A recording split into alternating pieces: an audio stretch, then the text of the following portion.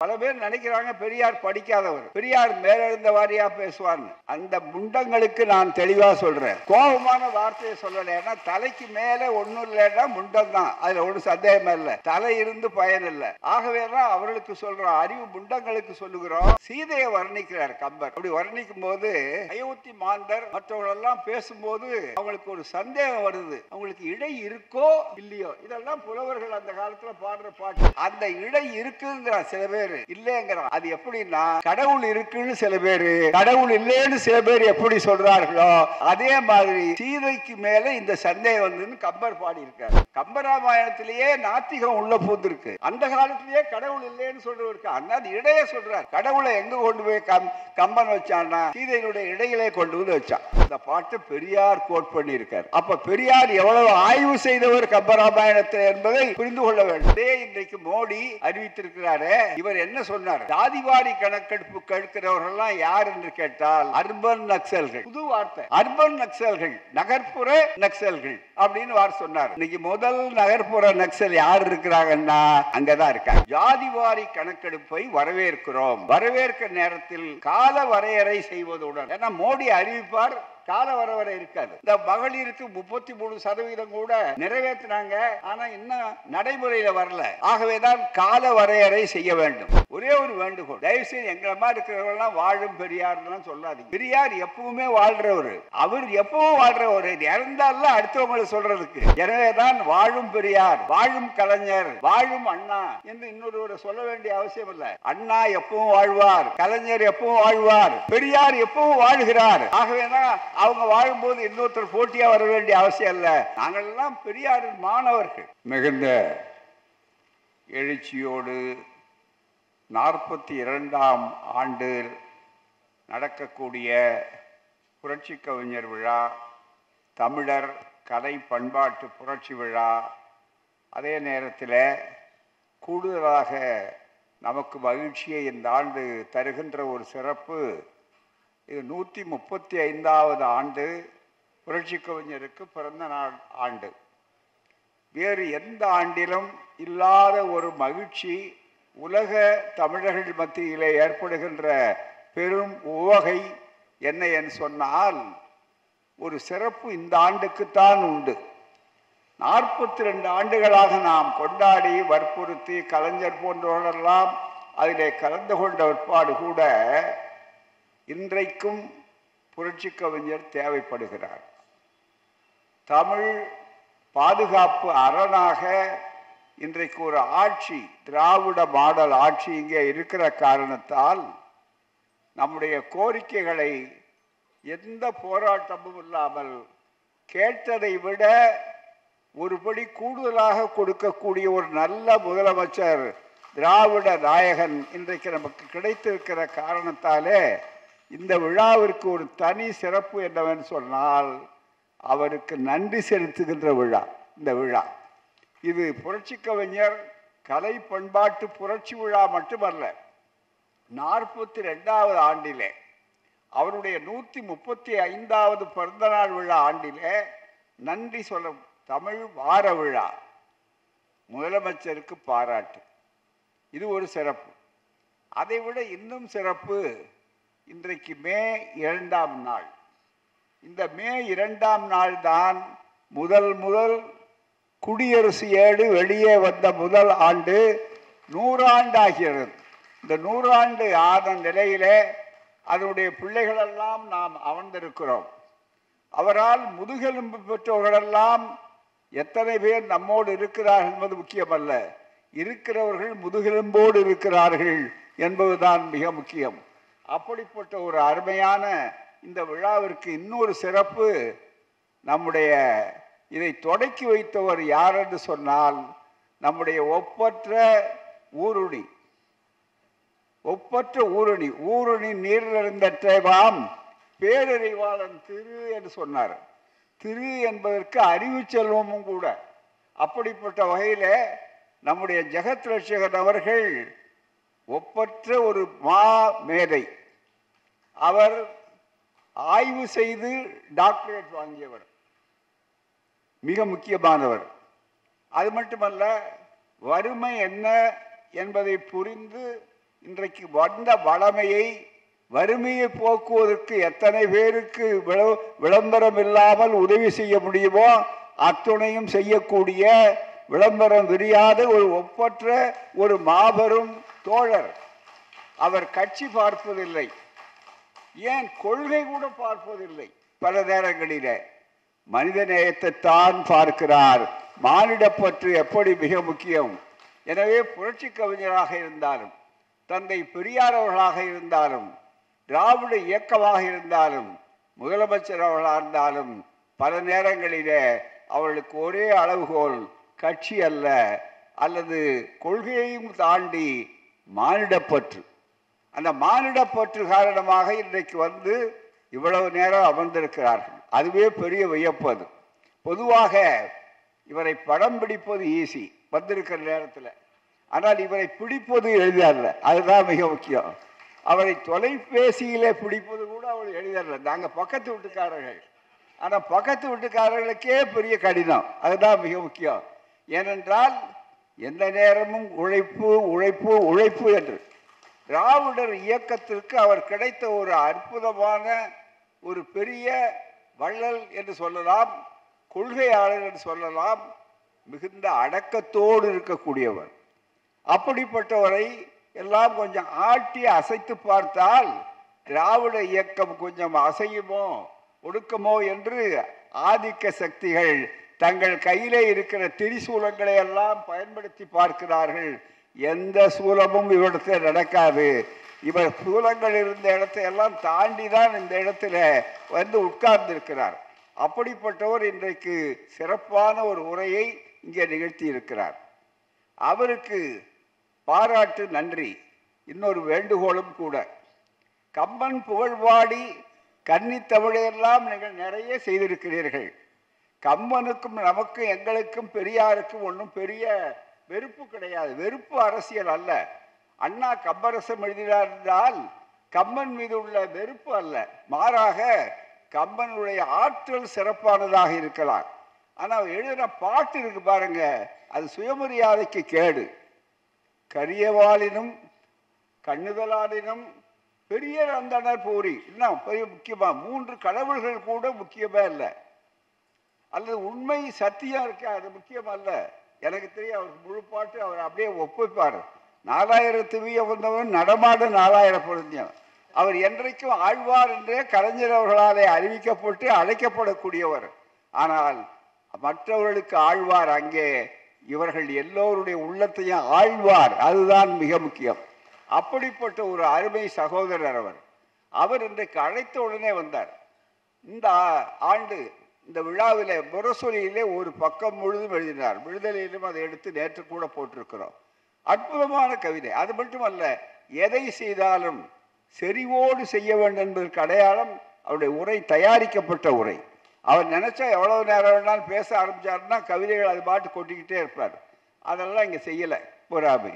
அப்படிப்பட்ட ஒரு சூழ்நிலையில அவருக்கு என்ன வேண்டுகோள் என்றால், இன்றைக்கு கம்பர் நிறைய செஞ்சிட்டீங்க, உங்கள்கிட்ட நிறைய பேர் எல்லாம் வந்துட்டீங்க, ஆனால் புரட்சி கவிஞர் தான் இப்போதும் தேவைப்படுகிறவர்.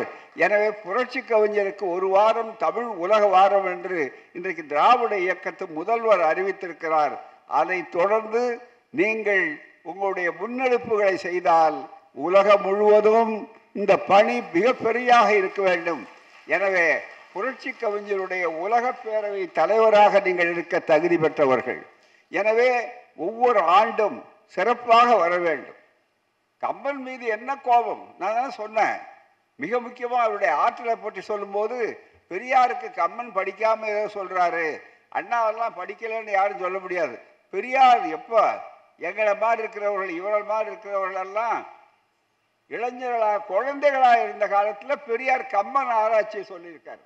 எந்த இடத்துலன்னு உங்களுக்கெல்லாம் ஆய்வாக இருக்கணும். பூரா இந்த தகவல் மற்றவர்களுக்கு தெரியாது. ஒருவேளை தெரிந்து கொள்ள வேண்டிய மிக குறிப்பு எனக்கு 30 நிமிடம் ஆயிருக்கு. இந்த 9 மணிக்கு கட்டுப்பாடாக அது முடிக்கணும். ஆக அதை நீட்ட மாட்டோம். அதுக்குள்ள கருத்துக்களை சொல்லணும். மீதி பல சரக்குகள் எப்போ வேண்டுமானாலும் பேசிக்கொள்ளலாம். அது தொடர்ந்து நாம் தினம் பேசிக்கொண்டிருக்கிறோம். ஆகவே தான் அதுக்கு தகுந்தாற் போல ஒரு கருத்தை சொல்லணும்னா, மிக முக்கியமாக ஐயா சொல்றாரு, பகுத்தறிவு 1938 பகுத்தறிவு வார இதழில் ஒரு கட்டுரை எழுதினார் ஐயா அவர்கள். அந்த கட்டுரையில் என்ன சொல்லுகிறார் என்றால், நூற்றாண்டு விழாவை காணுகிற குடியரசுக்கு பின்னால பகுத்தறிவு வந்தது. அதில் சொல்றாரு, கடவுள் இல்லை, கடவுள் உண்டு. இந்த பிரச்சனை இருக்கு பாருங்க, இது விவாதத்துக்குரிய வரும்போது இது இப்ப இருக்குன்னு நினைக்கிறாங்க. கம்பன் எழுதின காலத்திலேயே இருக்கு. ஐயா சொன்னார், கம்பனே அதை பயன்படுத்தி இருக்கிறார். கம்பனே அந்த கம்பன் பாட்டிலேயே இருக்குன்னு ஐயா சொன்னார், எழுதினார். ஐயாவுக்கு எவ்வளவு செறிவானது. பல பேர் நினைக்கிறாங்க பெரியார் படிக்காதவர், பெரியார் மேலெழுந்த வாரியா பேசுவார்னு. அந்த முண்டங்களுக்கு நான் தெளிவா சொல்றேன், கோபமான வார்த்தையை சொல்லலை. ஏன்னா தலைக்கு மேலே ஒன்றும் இல்லைன்னா முண்டம் தான், அதில் ஒன்றும் சந்தேகமே இல்லை. தலை இருந்து பயன் இல்லை. ஆகவே தான் அவர்களுக்கு சொல்கிறோம், அறிவு முண்டங்களுக்கு சொல்லுகிறோம். இதை புரிந்து கொள்ள வேண்டிய செய்தி என்ன அப்படின்னா, அவர் சொல்கிறாரு, சீதையை வர்ணிக்கிறார் கம்பர் ஒரு பாட்டு. இவங்க என்னை விட நல்லா அவங்களுக்கு தெரியும், இங்கே உட்கார்ந்துருக்கிற கவிஞர்களுக்கு தெரியும், இவங்களுக்கெல்லாம் தெரியும். ரொம்ப மிக முக்கியம், சீதையை வர்ணிக்கிறார். அவர் மாதிரி வர்ணிக்கிறதுக்கு ஆளே கிடையாது, அது ஒத்துக்கலாம். அது அண்ணாவே அதை சொல்லியிருக்கிறார். அப்படி வர்ணிக்கும் போது சீதைக்கு அங்கே அலங்கரித்து கொண்டு வர்ற உடனே அயோத்தி மாந்தர் மற்றவர்களெல்லாம் பேசும்போது அவங்களுக்கு ஒரு சந்தேகம் வருது. இந்த பொண்ணை அவங்க கூட்டிகிட்டு வந்த உடனே அவங்களுக்கு இடை இருக்கோ இல்லையோ, இதெல்லாம் புலவர்கள் அந்த காலத்தில் பாடுற பாட்டு. அந்த இடை இருக்குங்கிறான் சில பேர், இல்லைங்கிறான். அது எப்படின்னா, கடவுள் இருக்குன்னு சில பேர், கடவுள் இல்லைன்னு சில பேர் எப்படி சொல்றார்களோ அதே மாதிரி சீதைக்கு மேலே இந்த சந்தேகம் வந்துன்னு கம்பர் பாடியிருக்கார். இந்த பாட்டை பெரியார் கோட் பண்ணியிருக்கார். அப்ப பெரியார் எவ்வளவு ஆய்வு செய்தவர் கம்பராமாயணத்தை என்பதை புரிந்து கொள்ள வேண்டும். ஆகவே நூறு நுனிப்புல் மேயக்கூடியவர் அல்ல திராவிட கழகத்துக்காரர்கள். அது திராவிட இயக்கத்தவர்கள், அது அண்ணாவானாலும் கலைஞரானாலும் அது அடியேன் வீரமணியாக இருந்தாலும். அப்படிப்பட்ட ஒரு சூழ்நிலையில நினைச்சு பாருங்க, கம்பராமாயணத்திலேயே நாத்திகம் உள்ள பூந்திருக்கு. அந்த காலத்திலேயே கடவுள் இல்லைன்னு சொல்றவருக்கு அண்ணா இடையே சொல்றாரு, இடை இருக்கோ இல்லையோங்கிற சந்தேகம் வர்றப்ப சீதைக்கு கடவுள் இருக்கோ இல்லையோன்னு ரெண்டு பேர் விவாதம் பண்றாங்க பாருங்க. அப்ப கடவுளை எங்க கொண்டு போய் கம்பன் வச்சான்னா சீதையினுடைய இடையிலே கொண்டு வந்து வச்சான். இதை விட கொடுமை வேற ஒண்ணுமே இருக்க முடியாது. மிக முக்கியமா அப்படிப்பட்ட கம்பராமாயணம் என்று சொல்லும் போதும் கரியமாலினும் கண்டுதலாதனும் என்பதில் நம்முடைய உணர்வுகள் என்ன என்பதனாலும் தான் அவள் வெளியே தவிர வேற ஒன்றும் இல்லை. ஆகவே அது நிறைய சொல்லி கொண்டு போகலாம். எனவே தான் என்னுடைய அன்பான வேண்டுகோள், உரிமையுடன் நான் வைக்கக்கூடிய வேண்டுகோள் என்னவென்றால், அவர்கள் இந்த ஆண்டோ ஏன்னா ஒரு வாரம் நடத்தலாம், இன்னும் கூட அவர் நினைச்சாருன்னா ஒரு பெரிய விழா எடுக்கணும். நாடு பூரா உலகம் முழுவதும் உலக புரட்சி கவிஞர் பாரதிதாசனுடைய அந்த விழா, அதனுடைய மிகப்பெரிய புரவலர் தலைவராக இன்று முதல் அறிவிக்கப்படுகிறார் நம்முடைய ஜெகத் ரட்சகன் அவர்கள். அதுதான் என்னுடைய ஆசை. அது பூரா நடத்தணும், நடத்துவார். அவர் எதை எடுத்தாலும் செம்மையோடு செய்வார். அவர் எடுக்கிற துறையா சுலபமா எடுக்க மாட்டார். ஆனா எடுத்தா அது உலகளாவிய பெருமை இருக்கும். ஏன்னா இன்றைக்கு முதல்வர் உலகம் முழுவதும் தமிழ் வாரமாக கொண்டாட வேண்டும் என்று தமிழ் காப்பாற்றுகின்ற பணியை அப்படி அமைத்திருக்கிறார்கள். ஆகவே அது வேண்டும் என்பது மிக முக்கியம். இதுதான் ஒரு சில நிமிடங்கள் ஓடிவிட்டன. அடுத்த செய்தி என்னவென்று சொன்னால், கவிஞரை பற்றி அது நிறைய நான் நினைச்சிருந்தா, எங்க தோழர்கள் எப்பவுமே தலைமை என்ன நினைக்கிறதோ அதுதான் தோழர்கள் பேசுவாங்க. அவங்க என்ன நினைக்கிறாங்களோ அதுதான் நான் குறித்து வச்சிருப்பேன். அதே மாதிரி கவிஞர் எல்லாரும். அருள்மொழி பிரச்சார செயலராக இருக்கிற நம்முடைய அருள்மொழி அவர்கள் அவங்க சொன்ன கருத்து இருக்கு. இதுக்கிடையில ரொம்ப இந்த விழாவுக்கு இன்னொரு தனி சிறப்புன்னா, புரட்சி கவிஞர் அவருக்கு சமமா அவர் மாதிரி இல்லைங்கிறதுக்கு ஐயா ஒரு வார்த்தை சொன்னார். என்னன்னா, இந்த புரட்சி கவிஞர் மாதிரி ஒரு பெரிய சிறந்த கவிஞர் அவர் தான் முதலும் கடைசியும்ட்டார். ரொம்ப பேர் என்னுடைய பெரியார் கடைசியும்னு சொல்ல மாட்டார், ஏன்னா பகுத்தறிவாதி. அப்படி இருந்தா என்ன அர்த்தம்னா, அது பொருள் என்னன்னா, ஒவ்வொரு சொல்லும் ஒவ்வொரு கருத்தும் அவர் மாதிரி அழுத்தம் திருத்தமா சொல்றதில்லை. அவர் எல்லாருக்கும் புகழ்ல ஆசை இருக்கும், பதவி கூட விட்டுடலாம். ஆனா புகழ் மனிதனுக்கு இயல்பா தோன்றது. ஆனால் அந்த புகழை கூட புரட்சி கவிஞர் தூக்கி எறிஞ்சிட்டார். அதனால அவருக்கு வந்து தன்னை பாராட்டுறாங்களா, பெருமைப்படுத்துறாங்களா, தான் கொள்கையை சொன்னார். எப்போ? சுப்பிரமணியர் துதி அமுதை ஆரம்ப காலத்தில் எழுதிய கவிஞர் கனக சுப்பரத்னம் புரட்சி கவிஞர் ஆனார். இன்னொரு வேண்டுகோளும் கூட, இது அறிவார்ந்த அரங்கம், வந்திருக்கிறவர்கள்லாம் சாதாரணமானவர்கள் அல்ல. இந்த நாங்கள் தேர்ந்தெடுத்ததே தியாகராயர் அரங்கத்தை ஏன் தேர்ந்தெடுத்தோம்னா, வேற எந்த அரங்கத்திலும் இல்லாத தனி சிறப்பு தியாகராயர் அரங்கத்தில் ஒன்று உண்டு. அது சில நேரங்களில் இடையூறு கூட. என்னன்னா, படிகள் இங்கே வர்றவங்களுக்கு பூரா படி படி படி படின்னு சொல்லி ஒவ்வொரு படியாக ஏறி வரணும். வயதானவர்களுக்கெல்லாம் வரும்போதே ரொம்ப கஷ்டம். எங்களை மாதிரி இருக்கிறவங்க இந்த பக்கம் வந்துடுறோம், அதுதான் மிக முக்கியம். இங்கே ராஜாஜி வழி இருக்குது, அதனால இந்த வழியாக வருவோம் பூராவுமே. ஆனால் இங்கே எல்லாம் படி, இங்கே வரும்போதே பக்கத்தில் இருக்க சொல்லுவாங்க, பார்த்துங்க படிங்க, பார்த்துங்க படிங்கம்பாங்க. இந்த படிப்பை இங்கேயும் ஞாபகப்படுத்துறதுக்கு தான் தியாகராயருடைய அரங்கம் இருக்கிறது என்று சொல்லக்கூடிய அளவில் இந்த தியாகராய அரங்கத்தில் இவ்வளவு சிறப்பாக நடந்து கொண்டிருக்கிற போது புரட்சி கவிஞருடைய அந்த அழுத்தம் திருத்தம் இருக்கு பாருங்க, சாதாரண அல்ல. ஒரு நொடி பொழுதுல இந்த கருத்துக்களை சொல்லுவார். அது மாதிரி துணிச்சல் வந்து இதுவரை எந்த கவிஞருக்கும் இருக்க முடியாது. எப்படி பெரியார் ஒரு தனித்தன்மையானவரோ அதே மாதிரி, அதே போல என்னுடைய அருமை நம்முடைய கவிதை சுடர் கவிஞர் அவர்கள், கவிதை புத்தன் அவர்கள் சிறப்பாக சொன்னார். ஒரே ஒரு வேண்டுகோள், தயவுசெய்து எங்களை மாதிரி இருக்கிறவங்களாம் வாழும் பெரியார்லாம் சொல்லாதீங்க. நான் ரொம்ப கூட்டங்களில் சொல்லியிருக்கேன், பெரியார் எப்பவுமே வாழ்கிறவர், அவர் எப்பவும் வாழ்கிறவர், இறந்தாலும் அடுத்தவங்களை சொல்றதுக்கு. எனவே தான் வாழும் பெரியார், வாழும் கலைஞர், வாழும் அண்ணா என்று இன்னொருவரை சொல்ல வேண்டிய அவசியம் இல்லை. அண்ணா எப்பவும் வாழ்வார், கலைஞர் எப்பவும் வாழ்வார், பெரியார் எப்பவும் வாழ்கிறார். ஆகவேதான் அவங்க வாழும்போது இன்னொருத்தர் போட்டியா வர வேண்டிய அவசியம் இல்லை. நாங்கள் எல்லாம் பெரியாரின் மாணவர்கள், அதே மாதிரி கவிஞருடைய மாணவர்கள். கவிஞரை அவர் முன்னால் அவர் காட்டின மரியாதை பாருங்க, சாதாரண இல்லை. ஆனால் ரொம்ப வீரம் உள்ளவருக்கு அந்த வீரத்தை எப்படி காட்டுவார்? நகைச்சுவை உணர்வும் புரட்சி கவிஞர் உண்டு. ஒருத்தர் எழுதி காட்டினார், இந்தாங்க ஒரு 3 வரி உங்களுக்கு தெரியும், நான் கூட கேட்ட ஒரு இல்லை. ஆரூரில், திருவாரூர், ஆரூரில் பிறக்க முக்தி, காசியில் இறக்க முக்தி. நடுவில் ஒரு வரி, இங்க புலவர்கள் இருக்காங்க, சரியா ஞாபகம் வரல, அது காஞ்சியா திருவண்ணாமலையா பாடுறது ஏதோ இருக்கும் அப்படின்னு. ஒருத்தர் இந்த 3 வரியை எழுதி, ஐயா இந்த 3 வரியில ஒரு கவிதை எழுதணும்னு ஆரம்பிச்சிட்டேன், இதை எப்படி முடிச்சு கொடுக்கறதுன்னு எனக்கு தெரியல, நீங்க தான் ஒரு வரியில அதை கொஞ்சம் சொல்லணும்னு அவர் கொண்டு போய் இந்த கவிதையை எழுதி பார்த்தாரு பாருங்க. புரட்சி கவிஞர்கிட்ட கொடுத்துட்டாரு. புரட்சி கவிஞர் வாங்கினார். அவருக்கு நான் படிச்சாரு பாருங்க, இந்த மூட நம்பிக்கை கோபம் தாங்க முடியல. உடனே என்பது முட்டாள்தனமான கருத்து என்று நான் முடிக்கிறேன்னு முடிச்சார். அதாவது பகுத்தறிவுக்கு ஒவ்வாத முட்டாள்தனமான கருத்து, இதுதான் அவருடைய கவிதையை முடிச்சார். அது மாதிரி புரட்சி கவிஞர் ரொம்ப வேகமாக பேசுவார். அவர் சுயமரியாதை இயக்கத்துக்கு வந்து கல்வே காலேஜ்னு அதில் தமிழாசிரியர் இருந்தார். பார்த்த உடனே அவர் மேலே ஒரே கோபம். யாருக்கு? இந்த மற்ற தமிழாசிரியர்களுக்கெல்லாம். இவருக்கு ஒரு தனி செல்வாக்கு வந்தாச்சு. வந்த உடனே இவரை எப்படியாவது தீர்த்து கட்டணும், அதை வெளியாக்கணும். இவர் வந்து மதத்தை எழுதிட்டு இருக்காரு, மதவாதிகள் நடத்தக்கூடியது, இதில் போய் மதத்தை எழுதியிருக்காரு. ஆகவே இவரை கொண்டு வந்து முக்கியமாக இங்கே தலைமைக்குரியவராக ஆக்கி விட்டுருக்கிறார்கள். இங்கே வந்து இவருக்கு எங்களுக்கெல்லாம் கொடுக்காத வாய்ப்பை புரட்சி கவிஞருக்கு கொடுத்துருக்குறாங்க அப்படின்னு 1930களில் அவர் பணியாற்றின காலம். அப்போ உடனே போய் சொல்கிறாங்க, வரி எழுதினார். அந்த வரிகள் எப்படி இருக்கும்? அதுதான் நம்முடைய கவிதை புத்தன் அவர்கள் அந்த வரி எழுதுனா, இவங்கெல்லாம் வந்து பேனாவை மயில தொட்டி எழுதுறதில்லை, கொள்கையில தொட்டி எழுதுறதுனால நெருப்பு துண்டுகளாக இந்த கவிதைகள் வருகின்றன. நெருப்பு துண்டுகள். புரட்சி கவிஞர் அப்படிதான்.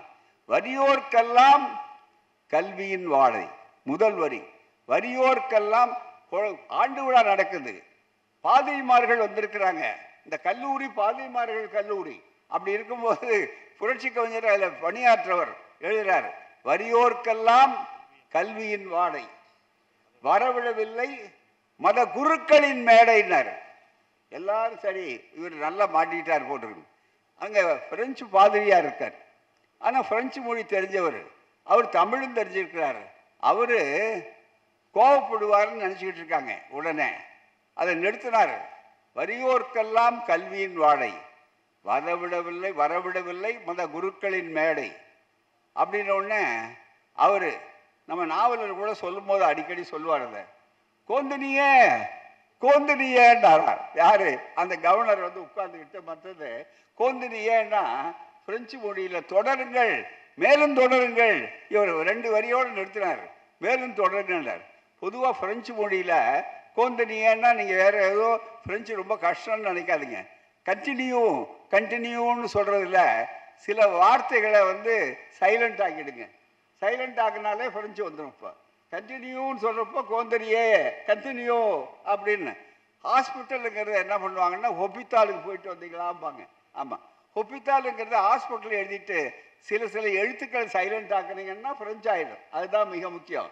ஆகவே அந்த அடிப்படையில் மிக முக்கியமாக சொன்ன உடனே, வறியோர்க்கெல்லாம் கல்வியின் வாடை, வரவிடவில்லை மத குருக்களின் மேடை, நறுக்க தொலைந்தது அந்த பீடை, நாடெல்லாம் பாய்ந்தது கல்வி நீரோடு. இப்படி எழுதி அன்னைக்கு எழுதினவர் கடைசி வரையில் அந்த கொள்கை, கடைசி வரையில பெரியாருக்கு அரணாக இருந்தவர். பெரியார் எப்படி கொண்ட கருத்துக்களை சொன்னார், அதே மாதிரி திராவிடர் திருமண திட்டம், சுயமரியாதை இயக்க திட்டம், இது அத்தனையும் சொல்லிட்டு கடைசியில் ஒருவருக்கு ஒருத்தி என்று திருமண முறைதான் ஒழிதல் வேண்டும்னு எழுதினார். பெரியார் சொன்னதிலேயே பல பேர் இன்னும் ஜீரணிக்க முடியாது அந்த தத்துவம். அப்படிப்பட்ட ஒரு காலத்தில் இன்றைக்கு உச்சநீதிமன்ற தீர்ப்புகள்லாம் வந்தாச்சு. அப்படிப்பட்ட புரட்சி கவிஞர், அவருடைய விழா தமிழ் மொழிக்காக அரண் சேர்ந்தது. அதுதான் மிகவும். வஞ்சகர் வந்தவர் தமிழால் செழித்தார், வாழ்வினில் உயர்ந்தபின் நம் செயல் ஒழித்தார், நம் ஒழுக்கங்கள் பற்பல ஒழித்தார், நாம் உணர்ந்தோம் இன்றைக்கு அவரஞ்சு விழித்தார் என்று சொல்லக்கூடிய அளவே இருக்கிறது. அப்படிப்பட்ட ஜாதி இருக்கின்றது என்பானும் இருக்கின்றானே, ஒரே வரி, இருட்டலில் உழுதடா உலகம், ஜாதி இருக்கின்றது என்பானும் இருக்கிறானே. இன்னமும் ஒரு காலத்தில் சங்க காலம், இப்போ ஜாதி சங்க காலம். அதுதான் மிக முக்கியம். அதுவும் புதுசாக வந்துக்குது பூராவுமே. அப்போ இருக்கும்போது ஜாதிவாரி கணக்கெடுக்கணும்னு சொன்ன உடனே அதுக்கு மட்டும் ஐயோ ஜாதி ஜாதி இப்படி சொன்னார்கள். இந்த விழாவில் என்ன பெரிய மகிழ்ச்சி என்றால், நமக்கெல்லாம் ஒரு பெரிய மகிழ்ச்சி.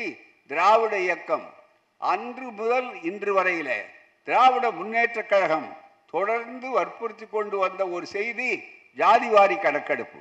இதோ ஒரு புத்தகம் இருக்கிறது, இதில் 20 ரூபாய் தான். இந்த புத்தகத்தை நீங்கள் இங்கே கொண்டு வருவார்கள் தோழர்கள், பார்க்க வேண்டும், படிக்க வேண்டும். இதில் வரலாறு இருக்கிறது பூராமே.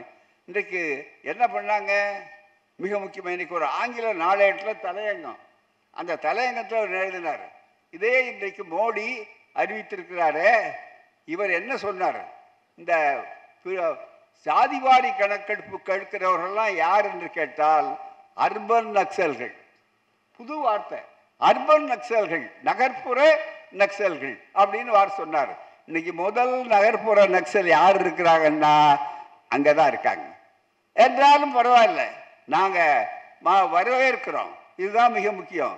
ஏனென்றால் இந்த கொள்கையை ஒரு காலத்தில், இது 1000 காலத்து பயிர், இதை யாரும் அசைத்து விடலாம், ஒழிக்க விடலாம் என்று நீங்கள் நினைக்க முடியாது. அப்படிப்பட்ட ஜாதிவாரி கணக்கெடுப்பு இங்கே வந்திருக்கிறோம். இந்த அரங்கத்தில் இந்த மிக முக்கியமான அரசியல் அறிஞர்கள் இருக்கிற இடத்துல புலவர்கள் பெரும்பான் போட்டிருக்கக்கூடிய இந்த இயக்கத்தில் ஒன்று அறிவிப்பு ரொம்ப மிக முக்கியமானது. ஒன்றிய அரசு அறிவித்துள்ள ஜாதிவாரி கணக்கெடுப்பை வரவேற்கிறோம். இந்த தீர்மானம் வரவேற்க நேரத்தில் கால வரையறை செய்வதுடன், ஏன்னா மோடி அறிவிப்பார், கால வரையறை இருக்காது. இந்த மகளிருக்கு 33% கூட நிறைவேற்றினாங்க, ஆனால் இன்னும் நடைமுறையில் வரல. ஆகவேதான் கால வரையறை செய்ய வேண்டும். இது அரசியல் சட்டத்தில் 242வது பிரிவில் 7வது அட்டவணையில் 69வது ஐட்டமாக ஒன்றிய அரசினுடைய அதிகாரமாக இருக்கக்கூடிய ஒரு செய்தி. இது நடைமுறையிலே வந்தாச்சு. இதுக்கு உடனே இன்னும் சில பேர் இருக்காங்க, சில பேர் காப்பிரைட் சமூக நீதிக்காக ஆதவர்கள். மற்றவர்களுக்கெல்லாம் காப்பிரைட் கிடையாது, எங்களுக்கு மட்டும்தான் சொல்லக்கூடிய அவர் ஒருத்தர் சொல்றார். என்னன்னா திமுகவுக்கு இதில் உரிமையே கிடையாது. திமுகவோ திமுகனாலே திக தான், அதில் ஒன்றும் சந்தேகம் இல்லை. ஏன்னா திக விட்டுட்டு இந்த வார்த்தை எழுத முடியாது. திக போட்டு தான் மூவாவை உள்ள போட்டுமே தவிர வேற ஒன்றும் இல்லை. அதே மாதிரி திமுகவை தான் சொல்றாரு, அவருக்கு ஸ்டாலினுக்கு உரிமை இல்லை. ஏன் ஸ்டாலினுக்கு உரிமை இல்லாத வேற என்ன? அவர் செஞ்ச அளவுக்கு இந்த பிரச்சனையில எப்படி ராகுல் காந்தி அவர்கள் 2 ஆண்டுகள் தொடர்ந்து போராடி கொண்டு காங்கிரஸ் இயக்கம், அதுக்கு முன்னால காங்கிரஸ் வேற நிலை எடுத்தது. ஆனால் இவருடைய தலைமையில பழைய தவறுகள்லாம் திருத்தப்பட்டு சமூக நீதியினுடைய காங்கிரஸாக இன்றைக்கு காங்கிரஸ் இருந்து கொண்டிருக்கிறது. அப்படிப்பட்ட ஒரு சூழ்நிலையில மிக முக்கியமானது ஜாதிவாரி கணக்கெடுப்புல என்ன செய்ய வேண்டும் என்றால், கால வரையறை செய்வதுடன் அதற்கான பட்ஜெட்டரி ப்ரொவிஷன்ஸ் நீதியம். என்ன நாடாளுமன்ற உறுப்பினர் இங்க இருக்காரு, நாடாளுமன்றத்தை அவர்கள் இவ்வளவு பெரிய நெருக்கடி வந்த நேரத்தில் கூட்டி இருக்கணும், இந்தியா ஒன்றுபட்டு இருக்கிறோம் என்று சொல்ல வேண்டும். அதுதான் கேட்டிருக்கிறார்கள். அவர்கள் என்ன செய்வார்கள் சொல்ல முடியாது. ஆனால் இந்த காலகட்டம் நீங்கள் அறிவித்தது அரசியலுக்காக இருக்கலாம், பீகார் அரசியல் நடத்திக் கொண்டிருக்கலாம், அந்த ஆராய்ச்சிக்கு நாம் போக வேண்டிய அவசியம் இல்லை, இயல்பா இருக்கட்டும் எப்படியோ. ஆனால் ஒரு காலத்தில் மற்றவர்களை பார்த்து அவர்கள் கேலி செய்தார்கள், குற்றம் சுமத்தினார்கள். இன்றைக்கு வேறு வழி இல்லாமல் சோகத்துக்கரையை வழிச்சு போடடின்னு சொன்ன பழைய கணவன் மாதிரி இன்றைக்கு நடந்திருக்கிறது. வரவேற்கிறோம். நாம் அதை பற்றி அதுக்கு மேலே இல்லை. மற்றவர்கள் எங்களுக்கு தான் உரிமை, எங்களுக்கு தான் உரிமைன்னு சொல்லுகிறார்கள். ஒரு ஆங்கிலத்தில் ஒரு பழமொழி உண்டு, வெற்றிக்கு 1000 பேர் உரிமை கொண்டாடுவார்கள், தோல்வி அனாதையாகத்தான் இருக்கும் என்ற ஒரு பழமொழி உண்டு. ஆகவேதான் அப்படிப்பட்ட ஒரு சூழ்நிலையில நீங்கள் இதை தெளிவாக புரிந்து கொள்ளுங்கள், மிக முக்கியம். கடைசியாக இன்னும் சில நிமிடங்கள் இருக்கின்றன. ஒரே ஒரு குடியரசனுடைய நூற்றாண்டு செந்தில் அவர்கள் மிக அழகாக எடுத்து சொன்னார்கள். விடுதலையிலே பார்த்தீர்களானால் இந்த குடியரசு இன்றைக்கு மே 2ஆம் தேதி கடலூர்ல, அதுக்கு எனக்கு ஒரு தனிப்பெருமை என்னன்னா, என்னதான் உலக பார்வை இருந்தாலும் இந்த உள்ளூர் பார்வை போகாது எங்களுக்கெல்லாம். ஆகவே அது கடலூருக்கார் தான். எங்கள் கடலூர் ஞானியார் அடிகள் தான் குடியரசை துவக்கி வைப்பதற்காக மே 2ஆம் தேதி வந்தார். தந்தை பெரியார் அனைத்துயிர் ஒன்றெண்ணி, அனைத்துயிர் ஒன்றெண்ணி, அனைவருக்கும் வேதாபேதம் அகற்றி, அரும்பசி எவருக்கும் ஆற்றி. இதெல்லாம் யாருடைய தத்துவம்? குடியரசனுடைய மாட்டோ. முதல்ல இருந்த பாட்டு. இதை பார்த்து எனக்கு ஆசிரியர் ஜஸ்டிஸ் இஸ்மாயில் அவர்கள், தலைமை நீதிபதியாக இருந்து ஓய்வு பெற்றவர்கள், அவர் என்னை பார்த்து இதை படிச்சு காட்டின உடனே, ஏன்பா இது யார் எழுது, இந்த வள்ளலார் பாட்டு மாதிரி இருக்கிறார். அவருக்கு கவிஞர்கள் இருக்கிறார்கள் பெரியாரிடம், அந்த கவிஞர்கள் எழுதினார்கள் என்று சொன்னோம். அப்படிப்பட்ட அந்த குடியரசுல 2 செய்திகளை மட்டும் கொஞ்சம் சொல்லி நான் இருக்கிறேன். அவர் நன்றி சொல்லணும், அவருக்கு நேரம் வேணும். 2 செய்திகள். என்னன்னா, பெரியார் எதை ஐயா சொல்றாரு குடியரசுல, ஒவ்வொரு ஆண்டும் 10 ஆண்டு வரையில புரட்சி கவிஞர் குடியரசுக்கு வாழ்த்து எழுதி கொண்டே இருந்தார். அதுவே ஒரு தனி 100 பாடல்கள் தொகுப்பாக வந்து, அதுவே பல்கலைக்கழகங்களிலே PhD ஆராய்ச்சியாக முடிந்து ஒரு அம்மையார் தனி புத்தகம் எழுதியிருக்கிறார் தகவலுக்காக. இது மிக முக்கியம். எதை கண்டு ஐயா பெரியார் பேசுகிறார் குடியரசுல, எதை கண்டு எதை கண்டிக்கவில்லை என்பதற்கு ஞாபகத்திற்கு வரமாட்டேன் என்கிறது. இன்னமும் ஏதாவது எழுதலாம் என்றால், அவன் முதல் தலைவர் எழுதுறார், இன்னமும் ஏதாவது எழுதலாம் என்றால், பேசலாம் என்றாலும், வாயை திறந்தாலும் கண்டிக்கவும் வையவும் துக்கப்படுமான நிலை ஏற்படுகின்றதே ஒழிய வேறில்லை. கண்டிக்கத்தகாத இயக்கமோ திட்டமோ அபிப்பிராயமோ என் கண்களுக்கு படமாட்டேன் என்கிறது. எனவே நாம் சுருக்கமாக ஒரு பட்டியல் போட்டால், பெரியார் இந்த குடியரசுல யார் யாரை கண்டித்தார் சொல்றார். 1 அரசியல் இயக்கம், 2 அரசியல் தலைவர்கள், 3 மதம், 4 மத தலைவர்கள் மற்றும் மத சடங்குகள், 5 குருக்கள்கள், கோவில், சாமி, வேதம், சாத்திரம், புராணம், பார்ப்பனியம், ஜாதி, அரசாங்கம், உத்தியோகம், நீதிமன்றம், நீதிமன்ற நடுவர், ஆட்சிக்கு உதவும் அலுவலகங்கள், மக்களால் தேர்ந்தெடுக்கப்பட்ட ஆட்சி முறை, தேர்தல், கல்வி, சுயராஜ்யம், காங்கிரஸ் தன்னை போல வேலை செய்த உற்ற நண்பர்கள். 22 விஷயம். இந்த 22 பட்டியல் போட்டிருக்கிறார். இப்படி ஒரு புரட்சிகரமான ஏடு. அந்த ஏட்டில் இருந்த பணியைத்தான் நம்முடைய மானமிகு சுயமரியாதைக்காரரான கலைஞர் குடியரசு குருகுலம் என்று சொல்லி குதூகலித்தார். அந்த குடியரசு குருகுலத்தை இருந்துதான் இவ்வளவு பெரிய ஆட்சி செயல்திறன் வளர்ந்திருக்கிறது. அண்ணா குடியரசு ஏட்டிலே விடுதலைக்கு அந்த காலகட்டத்தில் ஈரோட்டில் போயிருந்தார்கள்.